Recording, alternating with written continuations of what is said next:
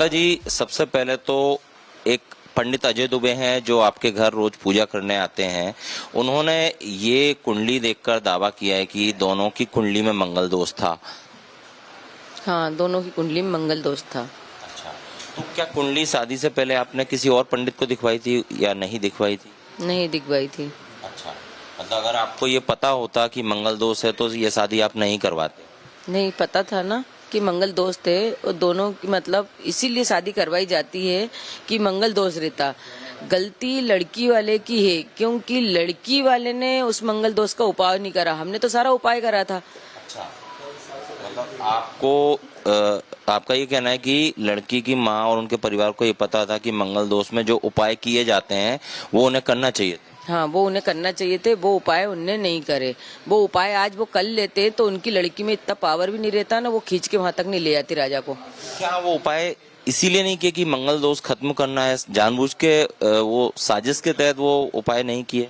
अब ये नहीं पता मेरे को किस उससे नहीं करे उनने उपाय, मतलब क्योंकि मंगल दोष का उपाय ऐसा होता है, जैसे लड़की को मंगल दोष रहता है ज्यादा पावर वाला, लड़के को कम था, तो ये उनको उनके पंडित से पूछा था तो उनको बता देना था कि नहीं इनकी जोड़ी नहीं जम रही, तो ये धोखा हमको उन्होंने दिया।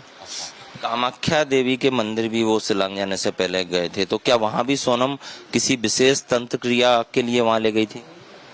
अब देखो वहाँ तो तांत्रिक क्रिया होती है, मैं तो वहाँ पे जानती भी नहीं थी कि वहाँ पे ऐसा चलता है। सभी बोलते हैं, उनकी मम्मी भी बोल रही थी वहाँ पे तांत्रिक क्रिया होती है, वहाँ बलि चढ़ती है, बलि चढ़ती है। और उसी दिन से बोल रही थी कि मैं बलि के बदले बलि दूंगी, मेरे बच्चे आ जाएं, बलि के बदले बलि दूंगी। ये भी हमको नहीं पता था कि वहाँ बलि चढ़ती है। अब उनको मेरे को ये समझ नहीं आ रही कि उसने कैसी तांत्रिक विद्या करवाई कि मेरे बच्चे की बलि दे दी वहाँ पे। ये कौन बोल रहा था कि बलि के बदले बलि देंगे बच्चे आ जाएं? तो उसकी सोनम की माँ। अच्छा, मतलब आपको लग रहा है कि और जिस तरह सिर पर हमला हुआ है राजा के, वो भी क्या इस तंत्र क्रिया का हिस्सा है कि पहले सिर पे अटैक करो?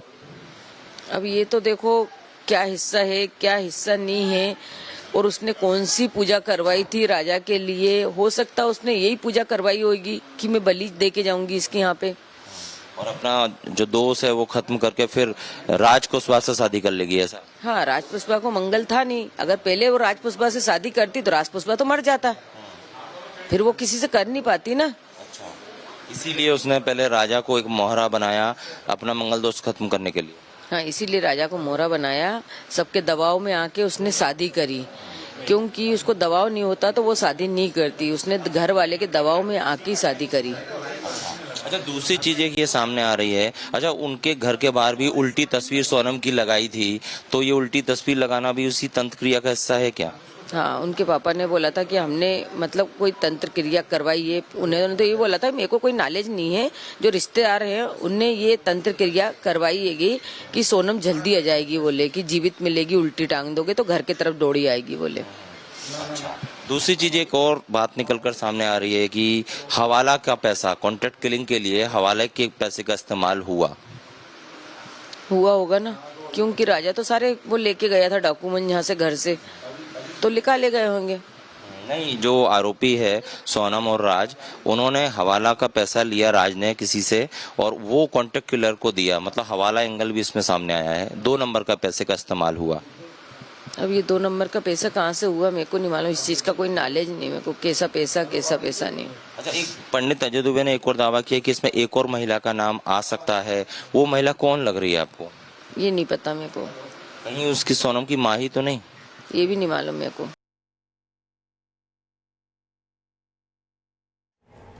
तो आपने सुना कि क्या कुछ कहा गया राजा रघुवंशी की मां की तरफ से। अब आपको बताते हैं कि 23 मई के दिन आखिरकार क्या कुछ हुआ था। सबसे पहले सुबह 5:30 बजे के जो सीसीटीवी सामने आया उसमें पता चलता है कि होटल से राजा और सोनम ने चेकआउट किया। सुपारी किलर्स भी होटल से निकले, जो 1 किलोमीटर दूर ही रुके हुए थे, पड़ोस के होटल में रुके हुए थे। उसके बाद 1 घंटा बीत जाता है। सुबह 6:30 बजे नौगरियाट से ऊपर आने के लिए चढ़ाई शुरू की जाती है। सोनम ने रुक कर किलर्स का इंतजार किया। रास्ते में ही सुपारी किलर्स की राजा से दोस्ती हो गई। घुल मिल करके रहने की जो है कोशिश की गई ताकि ये लगे कि वो उसके साथ है। सुबह 7 बजे की अगर मैं बात करूं तो राजा सोनम कॉफी के लिए रुके थे, इसका जिक्र भी उनके द्वारा फोन कॉल पर किया गया था। तीनों सुपारी किलर्स भी आसपास ही रुके हुए थे। कॉफी पीने के बाद दोबारा चढ़ाई शुरू कर दी जाती है।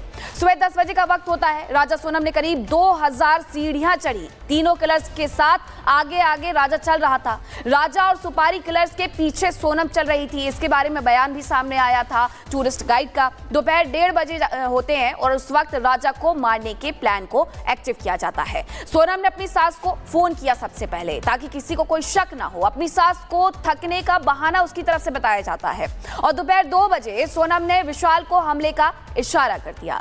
राजा के सिर पर ताबड़तोड़ वार किए, ये उसने खुद स्वीकार भी किया है, यानी विशाल ने, विक्की ठाकुर ने। हमले की वजह से राजा जमीन पर गिर गया। दोपहर 2:30 बजे तीनों ने राजा के शव को खाई में फेंक दिया और घटना को अंजाम देकर के आरोपी वहां से फरार हो जाते हैं। सोनम ने घटना की जानकारी राज को यहां से दे दी थी और इस तरीके से इस पूरे प्लान को एक्टिव किया गया। तो सोनम और राज ने मिलकर यह भी तय कर रखा था कि राजा रघुवंशी का मर्डर करने के बाद दोनों को भागना कहां था। दोनों ने देश छोड़ने का, नेपाल भागने का प्लान बना लिया था।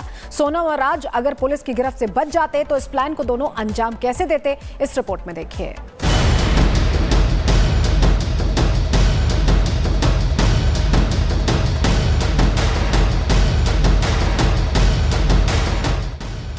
आखिर सोनम राजा का मर्डर करवाने के बाद गाजीपुर में ही क्यों मिली?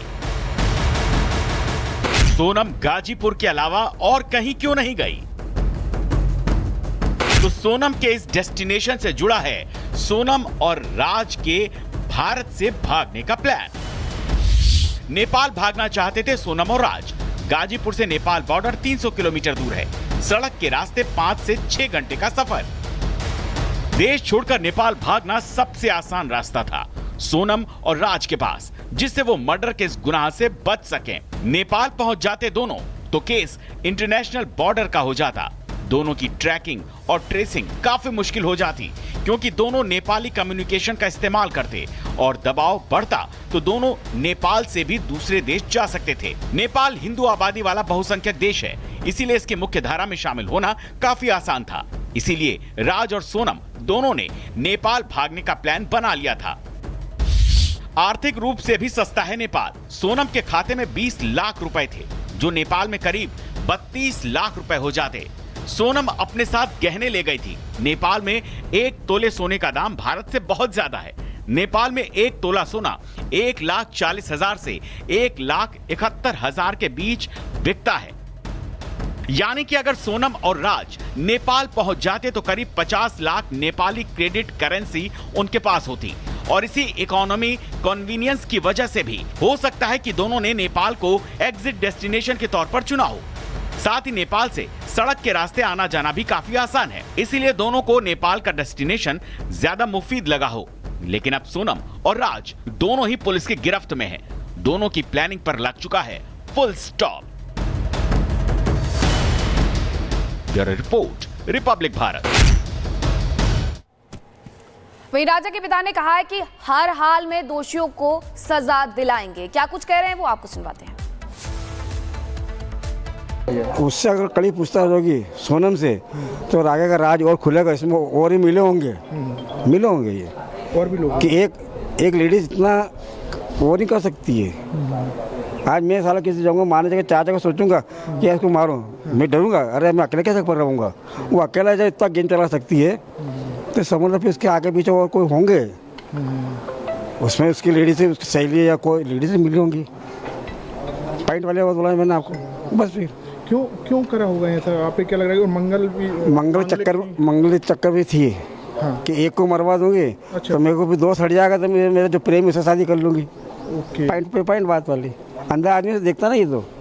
ये रिश्ता कैसे आया था? कि कोई रिश्ते के बनती है वो पुस्तकें। हाँ। आपके समाज में बनती है। हाँ। मेरे समाज में बनती है, सब में बनती है। तो उसमें लड़का के पसंद करता है, अपन नंबर भी लिखते हैं, एड्रेस भी लिखते हैं, फलाना कॉलोनी के ये।